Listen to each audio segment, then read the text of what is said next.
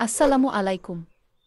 শরীর ও স্বাস্থ্য বিষয়ক গুরুত্বপূর্ণ পরামর্শের জন্য আমাদের হেলথ ইনফো পয়েন্ট চ্যানেলটি সাবস্ক্রাইব করুন। ধন্যবাদ। মাইগ্রেন কি এবং কেন হয়? মাইগ্রেন। আমরা অনেকেই ভাবি মাইগ্রেন মানেই মাথা ব্যথা। মাথা ব্যথা একটি অতি পরিচিত সমস্যা হলেও মাইগ্রেন সাধারণ মাথা ব্যথা থেকে অনেক আলাদা। কিন্তু এটা শুধু মাথা ব্যথা না, এটা এক ধরনের নিউরোলজিক্যাল ডিসঅর্ডার, যেখানে মাথার এক পাশে তীব্র, থ্রোবিং বা স্পন্দিত ব্যথা হয়, যা কয়েক ঘন্টা থেকে শুরু করে কয়েকদিন পর্যন্ত স্থায়ী হতে পারে।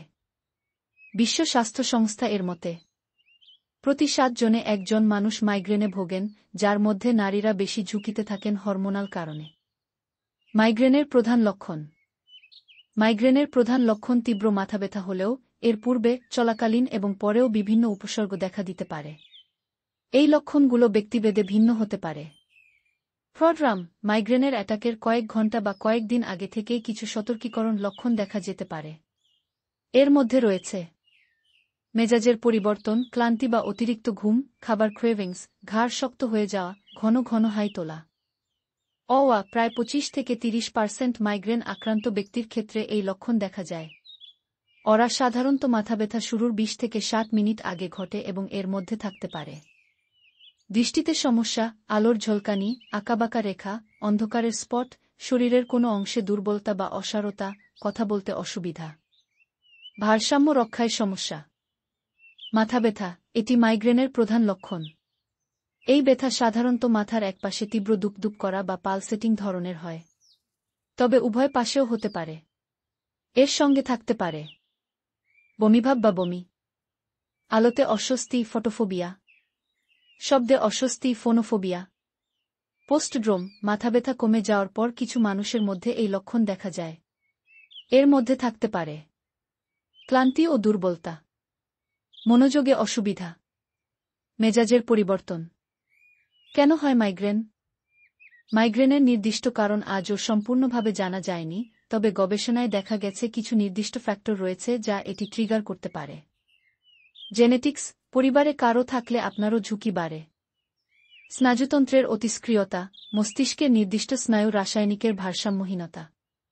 খাবার ট্রিগার, চকলেট, চিজ, ক্যাফেইন, বেশি তেলমশলাযুক্ত খাবার। ঘুমের অনিয়ম, কম ঘুম বা অতিরিক্ত ঘুম। স্ক্রিন টাইম বা চোখে চাপ। হরমোনাল পরিবর্তন, মাসিকের আগে পরে মহিলাদের মধ্যে মাইগ্রেন বেড়ে যায়। আবহাওয়ার পরিবর্তন বা উচ্চ তাপমাত্রা। স্ট্রেস বা মানসিক চাপ। ঘরোয়া প্রতিকার ও প্রতিরোধ। হাইড্রেটেড থাকুন, প্রতিদিন ৮ থেকে ১০ গ্লাস পানি পান করুন। ঘুমের রুটিন ঠিক করুন, প্রতিদিন নির্দিষ্ট সময় ঘুমান এবং উঠুন। ট্রিগার ফুড এড়িয়ে চলুন, যেমন চকলেট, ক্যাফেইন, পুরনো চিজ। ঠান্ডা শেক, ব্যথার সময় গালে বা কপালে ঠান্ডা শেক দিন। মেডিটেশন ও relaxation technique, deep breathing, yoga. Screen time কমান, চোখে চাপ পড়লে তা মাইগ্রেন বাড়াতে পারে। মাইগ্রেন ডায়েরি রাখুন, কোনো জিনিসে ব্যথা বাড়ে তা নোট করুন। জিঞ্জার টি বা পুদিনা চা, গবেষণায় দেখা গেছে জিঞ্জার নার্জিয়া কমাতে সাহায্য করে। তীব্র ব্যথা কমানোর আধুনিক চিকিৎসা।